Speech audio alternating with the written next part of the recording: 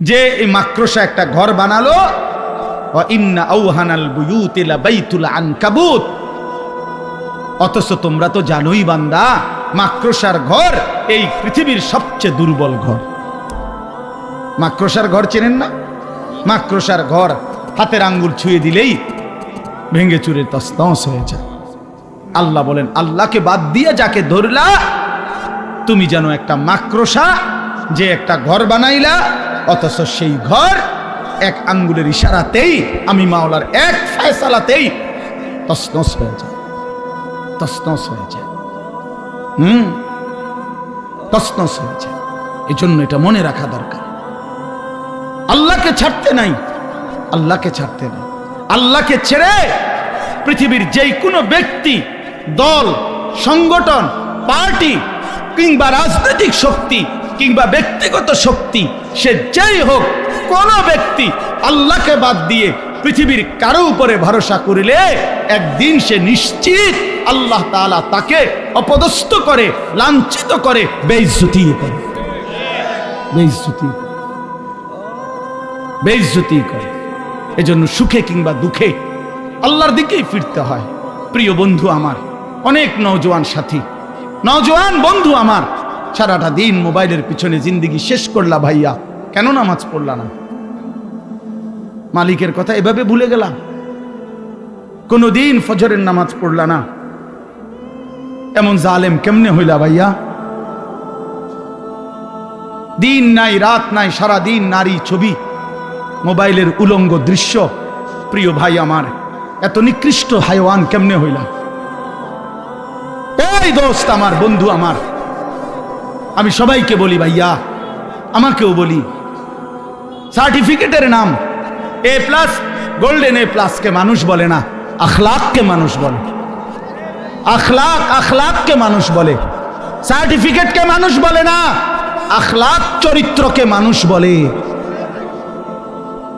যার আখলাক নাই, সে আবার মানুষ কিসের? সে মানুষ কিসের? সে মানুষ কিসের? এজন্য দয়া করে এটা ফিকির করেন, আল্লাহকে কেন ছেড়ে দিলাম?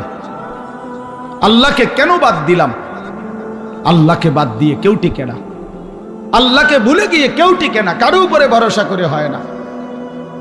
ইন্ডিয়ার উপরে ভরসা করেও টিকে নাই, রাশিয়ার উপরে ভরসা করেও টিকে নাই। হ্যাঁ, সিরিয়ার 54 বছরের জালেম বাপ্পু, 2 জালেম, 2 স্বৈর শাসক ফ্যাসিস্ট, ওই রাশিয়া সহ আরো অন্যদের উপরে ভরসা করছে।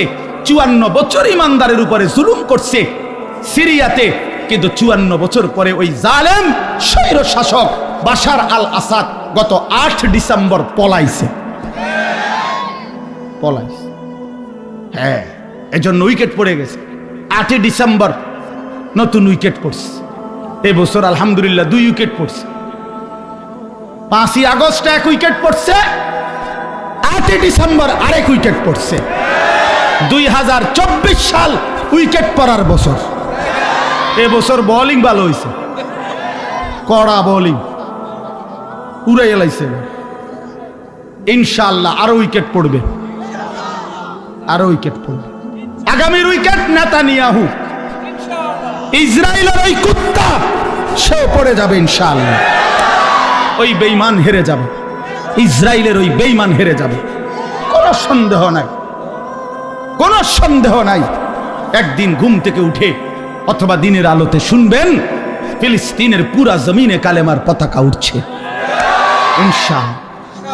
সারা পৃথিবীতে মজলুমের বিজয়, ইমানদারের বিজয় হচ্ছে। সারা পৃথিবীতে জালেমের উইকেট পড়ে যাইতেছে, কোন জুলুমবাজ ঠিকবে না ইনশাআল্লাহ, ইনশাআল্লাহ। এই জন্য ভারতের ওই 130 কোটির ধমক আমরা ইমানদার মুসলমান 2 পয়সাও গণি না বেটা। তোর বেঈমান তুই বেটা, তোর বেটা 130 কোটি না 230 কোটি হিন্দু বেঈমানের ধমক আমরা মোটেই পরোয়া করি না বেটা।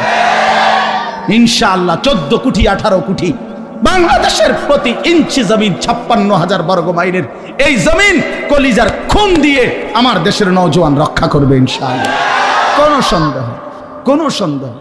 পেঁয়াজ দিবে না, আলু দিবে না, পেঁয়াজ তার আব্বার, আলু মোদির আব্বার, তোর বাফের আলু বেটা, তুই আলু দিবি না বেটা, পেঁয়াজ দিবে না, হে তার বাফের পেঁয়াজ এগুলো, হ্যাঁ মোদির আব্বার এগুলো